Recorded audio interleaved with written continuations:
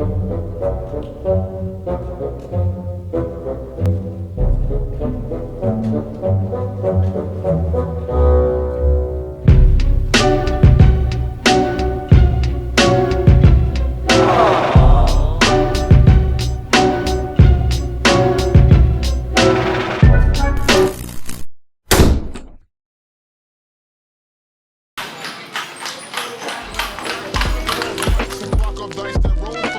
Jefferson Manalese.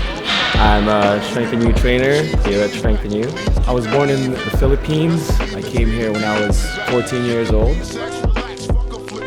I didn't live over there. They're already starting to mature before I came here to Canada. When I first moved here, I moved into a place called Flemington Park, aka Flemo.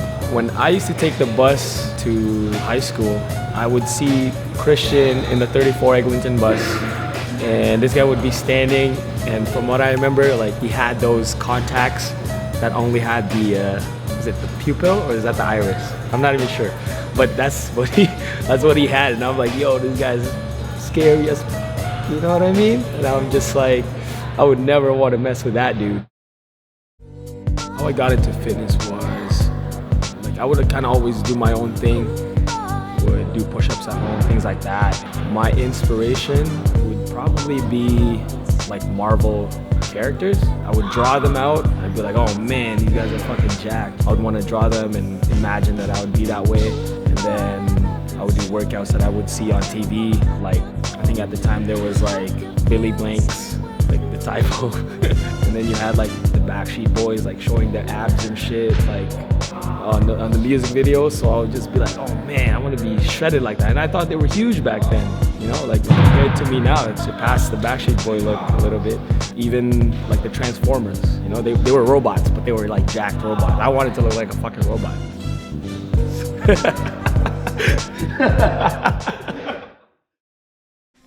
So when I first started, I was coming from a career where it wasn't very social.